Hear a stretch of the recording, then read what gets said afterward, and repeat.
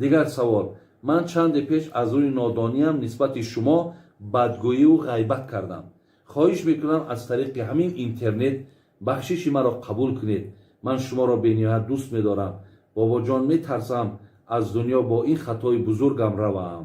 бародари азиз ва ё хоҳари азиз, касе бошӣ дар рости мо ҳар як бадгӯие ки карда бошӣ, иншоаллоҳ шумо ки ако бахшиш пурсидед, аллоҳи меҳрубон бахшидана дӯст медорад. зиллиҳоз ҳар як суханеам ки гуфта бошед, мо бахшиш кардем. ҳар як ғайбатеам ки дар рости мо карда бошед, ман бахшиш кардам. ҳеҷ гоҳ ман мақсад дар дил намегирам. ако вақте ки мо ин қадр барномаҳо дорем, ин қадар маҳфилҳо маъракаҳода мешинем, ако гуфти ҳамин тоҷикои мо пушти подшоҳ ғайбат гуфтагиям. беғайбат ҳам намешавад. пайғамбарора ин қадар таҳқирҳо карданд, бузургора ин қадар озорҳо доданд. ако мо кием, бародарои азиз ва гиромӣ?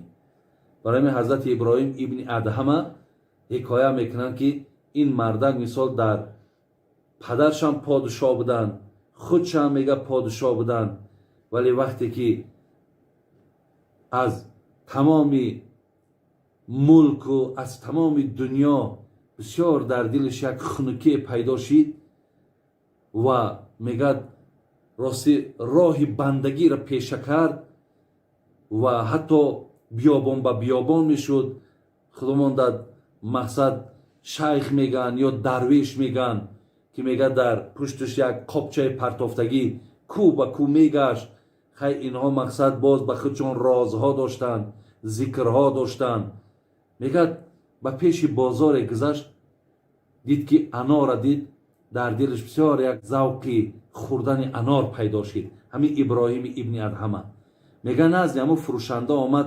иброҳими адҳам аз рӯи тақво шуд, аз рӯи худотарсиву аз рӯи он ки аку мулку мола ҳамара ки тарк карду роҳи мақсад и тариқата ки интихоб кард, дар тамоми забони мардум сухани иброҳими ибни адҳам буд.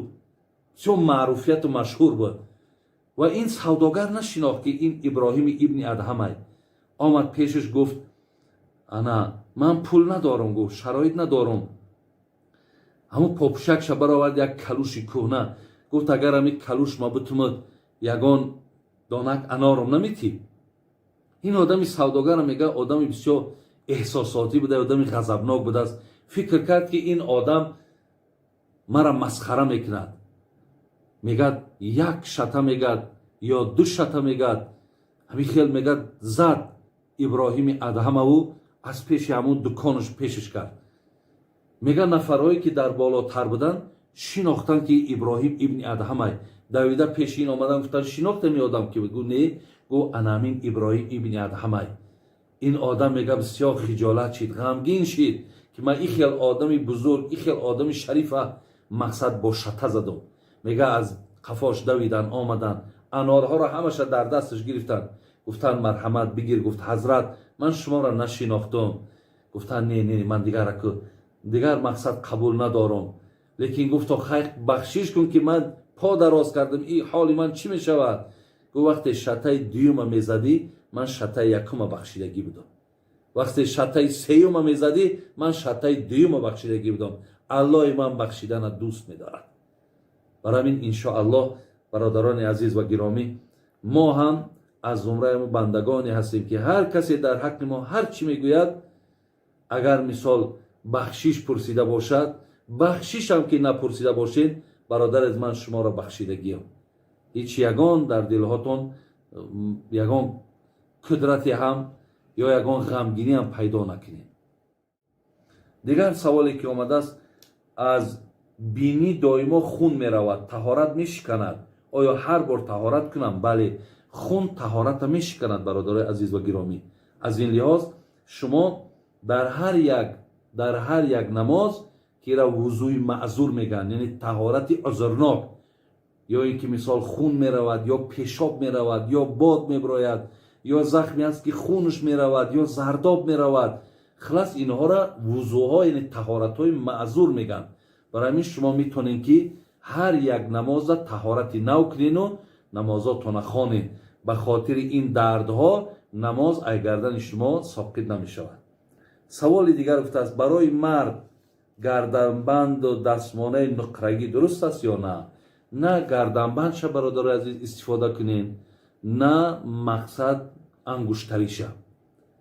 барои ҳамин агарчанде дар ангуштарӣ истифода кардан шумо гунаҳгор намешавед, вале акун мустаҳаб шуморидан муҷтаҳидои мазҳабмон ки аслан ҳамин ангуштарира дар вақтҳои пеш подшоҳо ба хотире ки муҳр дошт, печат дошт, ба ҳамин хотир истифода мекарданд.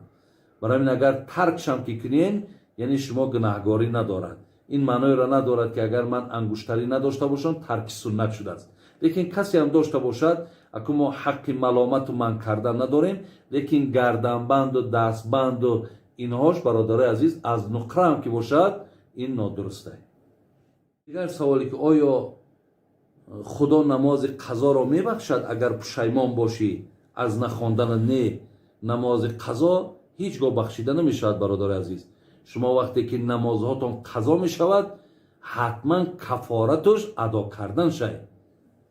баъзеҳо шояд барои шумо ҳуҷҷату далелҳо ё ки барои шумо фатво диҳанд ки намози қазо вақте ки ту нахондӣ мақсад тавба ки худо мебахшаш. не, ҳеҷ вақт намози қазо аз гардантон соқит. инҷа ҳадис аст бародари азиз ва гиромӣ аз пайғамбари нозанинмон, ина ҷаноби имом муслим ҳам овардааст ки расули акрам гуфтанд, ман насия салотан ав нома анҳо факафоратуҳо ан юсаллиҳо иза закараҳо.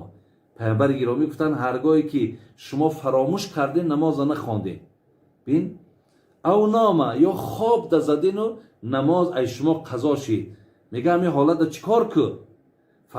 факафоратуҳо, кафоратуш чиай? ҷуброни ҳамун чиай? ан юсаллиҳо иза закараҳо. ҳаргоҳи ба ёдот омад, бародари азиз, дарҳол мега кафорат шаме ки ту намоза адо ку.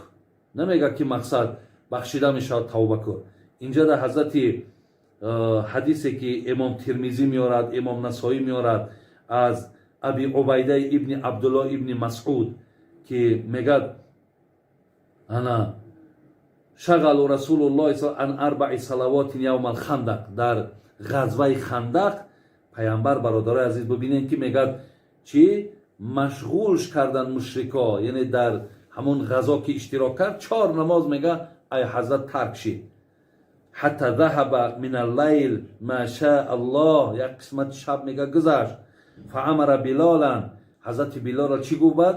фааззана сумма ақома, багу азон бугу аку намозоеро ки тарк кардем, мақсад ай намози пешин и тарафа хондан бигирем. фасалла зуҳр, азон гуфт, қомат гуфт, пешина хондан.